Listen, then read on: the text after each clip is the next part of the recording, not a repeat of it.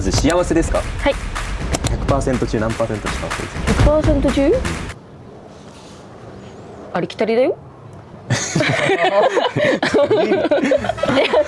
うしよう、参考にならないよね。でも理想像あったよ。あ、私。オッケーあるじゃん。メガネかけてる人みたいな。ここまでは事前トークだと思って。怖っ。なんで祝福なのっていう動画を撮ろうと思ってんだけど、だからそこにシンプルに思ってることを伝えてくれる。なんで祝福なの？なんか2020年に結構たくさん受けたって聞いたんだよね。実際2020年のカップルじゃないですか。2020年に受けた中ででもなんか半分くらいは別れたって聞いたの。本当？実際にどうかわかんないけど、私と一緒に受けた人だって、例えば3名思いつきました。その3名はみんな壊れてる。あ、そうなの？じゃあデータがあるわけじゃないけど噂が出るくらいにはしっかり。あ、そう、結構聞く。結構聞くの。だから別れるカップルと別れないカップルのなんか違いみたいなの。へえ、違いか。違いなんだと思う。なんだろうね。私たちもいつ別れるか分かんないみたいな。それはないよ、大丈夫。だからその違いはほらうちの長女カップルもさ、2020年じゃん。ね、あそこすごいよね。うちの家庭はこの奇跡だ。あの人も別れて、あの人も別れて、あのカップルもあのカップルも別れて、あれみたいな。うち2人受けたけど2020年別れてないじゃんって。違いはちょっと分かんないけど、なんか親の期待に応えたくて受けたって人が結構いると思う。親の期待とか言われたからとか、2020年すごい言われてたから。そうだよね、確かに分かんないけど、そこを目指しましょうがすごい圧がすごかったと思う。そこでそこで受けようみたいな感じで勢いで行くけど、勢いだけではできないから。その時受けれても勢いで受けたからその熱が冷めてって人もいるのかな。違くねみたいな。両方じゃなくても片方がっていう可能性もある。カップルの中で片方が逆に教会の例えば教えとか、そこにちょっと自分はもうついていきませんみたいな感じで逆に教会を辞める。でも相手としてはだからって自分も辞めていくまではそりゃ自分の人生もかかるし、そう考えるともうそこでじゃあ解消しましょうってなる人もいる。ちなみにそしたら自分もう2020年祝福受けようみたいな勢いの中で受けたっていう実感はないの？ある。危ないって。でもそうだよね、2020年に受けたいって思ってたんでしょ？受けたい。それの思いは教会に言われたからってこと？なんで思ってたんだっけな。多分祝福は受けたいって普通に思ってたからね。何年というよりかは受けたいって思ってて、その中で2020年にあるっていうのを知って、まあ年齢的にもまあ20歳だし考えるのかな。なんか今は早いってなんか言われるけど、その当時は結構多かったと思う。20歳とか20いってない人もだったから、さっき言ったことと矛盾してたあれだけど、勢いもありつつ勢いだけではないって感じ。なるほど、根本で受けたい。受けたいがあった。どうでした？なんか勢いのままにって感じでした？光が確かに言われた今確かにそうかもって。私が祝福受けたいから2020がいいからみたいなのもあったし、まあ親が言ってくれたしっていうのもあったんじゃない。本人的にはどうですか？自分はもちろん2020っていうすごいちょうど節目であったから受けたいなと思いましたけど、まあいなかったらまあ別になかったらいいかなとは思ってた。あそこは冷静だったんですね。冷静なんですよ。よかった。そうだよね。ちょっと2人とも私みたいだったら結構行こう。ゴールインってあれちょっと考えたら違くない？じゃあまあとりあえず飛び込むだけ飛び込んでみるかと思って飛び込んでみたら出会っちゃった。っていう自分はそんな感じ。じゃあ祝福で別れる最大の原因だと思うのは親とか教会からの勢いに任せてよくわからないまま受けるっていうのが一番大きい。最大の原因かわかんないけど今考えつくのは確かにそれは大きいとは思う。わかりました。何事においても自分に動機がないから結局相手のせいにしちゃう。自分で言われたから受けたんだって感じになっちゃう。祝福結婚のメリットデメリットを聞いたんですけど。メリットデメリット祝福のメリットは自分が成長できるところだと思う。例えば一般結婚した普通に恋愛して結婚した人たちの中の離婚の理由とかで結構性格の不一致とかがあると思うけど、結構、まあ、当たり前になってるかもしれない。自分と性格が合わないからもう一緒にいれないとか、結構それなんかすごいもうバサッと切っていくことができるけど、結局祝福を受けた時に性格の不一致とかが出てもそれぞれの性格個性があるから、やっぱりそこの性格をよく理解していくとか、自分がその受け入れられるぐらいの心の幅をもっと広くするとか、だからそうやって自分が成長できるっていうのと、自分の成長もそうだし相手もお互いに成長していくことで愛を築き上げられるっていうか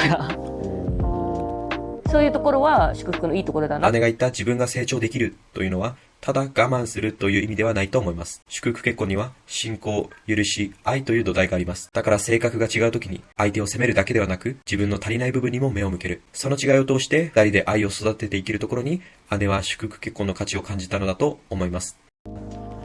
デメリットデメリットねデメリットもうないならないでね。いや違う、あったはずなのさっき。でもまあさっき聞いた話をなるほどなと思った。言っていいよ自分から違うのいいの私が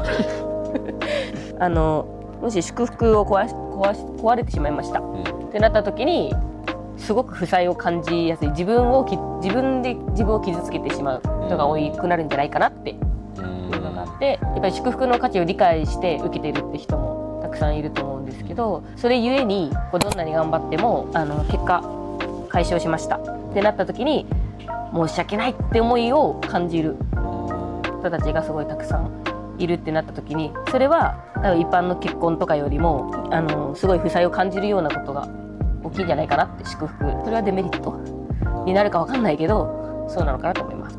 それ結構でも大事だと思う。それ負債を感じちゃうのもあるし、やっぱもしかしたら感じさせる雰囲気があるのかもしれない。よく言うのが、祝福で離婚率が少ないケースの理由の一つが、祝福を受けてもし解消して別れたってなった時に周りからの目がきついんじゃないかっていう面で、お互い別に本当に幸せではないけど今別れられないなみたいなのがずっと続くみたいな。なるほど。だから離婚はしないけど幸せかっていうとそれ疑わしいよねみたいな。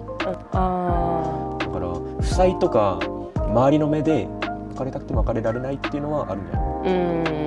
確かに確かに。そういうどう思います？それどうしていくべき？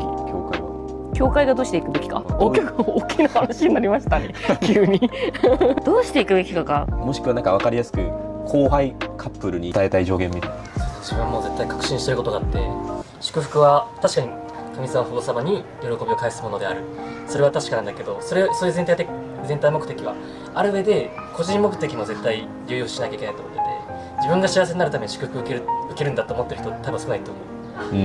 自分の幸せのための祝福だっていう風なところを理解している人が少ないと思うから、だから教会も教会で確かに全体目的を優先させろとかって大事なんだけど、それと同じぐらい個人の幸せとか個人個体目的を充実させることも大事なんだよってことは教えなきゃいけないと思います。確かに人員的にもうそうですよね。普通結局自分が幸せになりたってやるべきだしね。じゃあもう別れてもういいんだねっていう意見があったらどう思います？祝福受けてでもちょっと全然合わねえなみたいな感じで、私って幸せじゃないねって別れてもまあ大丈夫か。自分私は結構いいんじゃないと思うんだけどなるほどね。これ大丈夫顔でも自分もなんか正しい努力を全部した後で本当に悩むんだったらありだと思う。正しい努力をちゃんと全部したと思う。自分にできることは全部した上で、それでも私たちやっぱり合わない気がする、幸せじゃない、だったらまあ次のステップに移るためにも別れることに負債を感じる必要はない。ないと思う。例えばその夫が祝福受けたけど DV やばいとか、最初はなんか奥さんを許そうとかって努力をしようとします、でも夫は治らない、っていう場合は絶対夫悪いじゃん、今までの宗教的な価値観から言ったらその全ての問題は自分に問題があるから自分が何とかしたら治るみたいな教育になってるじゃん。確かに、それだともう自分が本当にもうやれることは全部やったし、でもなんかもうどうしようもないっていうんだったら選択肢には入ってくるんじゃない、と、もうなんか出た方がいいんじゃない？この祝福に限らずよく教会での教えで縛られたり窮屈に思う人もいるかもしれないんだけど、結局その教えとかも全て個人の幸せは必ず念頭に置かれてるし、それを考えられてるから、それを教える側も受け取る側も分かってれば、それで苦しめられてるとか縛られてるっていう感覚はなくなるかなっていうね。確かに自分が幸せかって重要だね。そうだよ。そうだよ。はい知らなかった。急にひどい。自分は最初からそう思ってた。うんねえ、出ていいよ。なんか私いる意味なくない？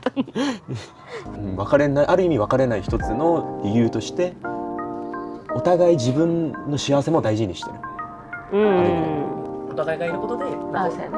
それぞれが幸せを感じるためっていうのはあると思う。だからじゃあ最後にお互いに一言ずつ言って締めますか。一言？